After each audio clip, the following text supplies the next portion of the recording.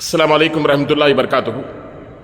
ముస్లిం ఐక్యవేదిక రాష్ట్ర అధ్యక్షులు మన జాఫర్ అలీభాయ్ గారు మరియు తిరుపతి మహానగర జిల్లా అధ్యక్షులు మన సయ్యద్ నిజాముద్దీన్ భాయ్ గారు ఇన్షాల్లా తిరుపతి అబూబకర్ షాదీఖానాలో ఈరోజు ఉన్నాము. ఇన్షాల్లా మేము ఇది రాబోయే 26 రిపబ్లిక్ డే రోజు ఇన్షాల్లా దీన్ని రాష్ట్ర కార్యవర్గ సమావేశం ముస్లిం ఐక్యవేదిక రాష్ట్ర కార్యవర్గ సమావేశం సభ్యులంతా ఇన్షాల్లా తిరుపతి చేరుతారు.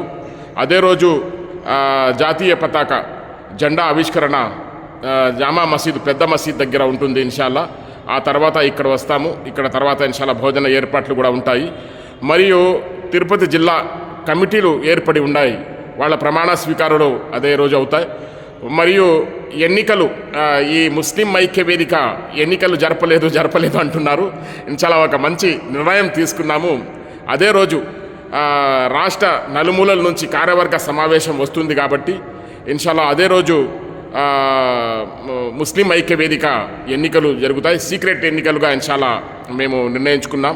ఆ రోజు ఇన్షాల్లా అధ్యక్షుడు ఎన్నికలు జరుగుతాయి. ఆ రోజు మంచి ఒక నిర్ణయం తీసుకుని రాష్ట్ర నలుమూలల నుంచి ఒక మంచి సందేశం ఇవ్వాలని ప్రతి జిల్లా నుంచి ఇక్కడ వస్తారు కాబట్టి ప్రతి ఒక్కరూ ఒక మంచి నిర్ణయంతో ముందుకు సాగాలని నేను అనుకుంటున్నాను. మన జిల్లా అధ్యక్షులు నిజాముద్దీన్ భాయ్ కొంచెం మాట్లాడతారని నేను ఆశిస్తున్నాను. ఇన్షాల్లా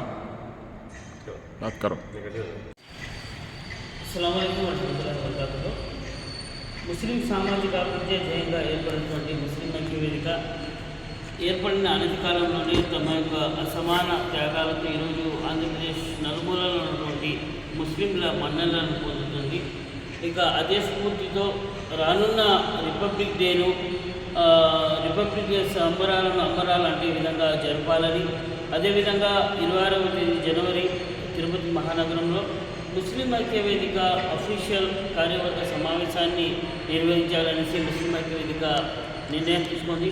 ఈ సమావేశంలో ముస్లిం ఐక్యవేదిక నూతన వరవడితో, నూతన విధి విధానాలతో, కొత్త పుంతలతోకి మరింతగా ప్రజలకు చేరువయి ముస్లింల గొంతుకగా మారి బలమైనటువంటి శక్తిగా ఏర్పడే ప్రక్రియలో ముందుకెళ్తుంది. కాబట్టి ఈ సమావేశానికి ప్రతి ఒక్కరికి కూడా హృదయపూర్వకంగా ముస్లిం ఐక్యవేదిక నుండి ఆహ్వానం పంపుతున్నాం. ప్రతి ఒక్కరు కూడా ఏదైతే రిపబ్లిక్ డే సెలబ్రేషన్స్ ఉన్నాయో ప్రతి ఒక్కరు పాల్గొన్న తర్వాత దాని తర్వాత మధ్యాహ్నం కార్యవర్గ సమావేశం ఉంటుంది.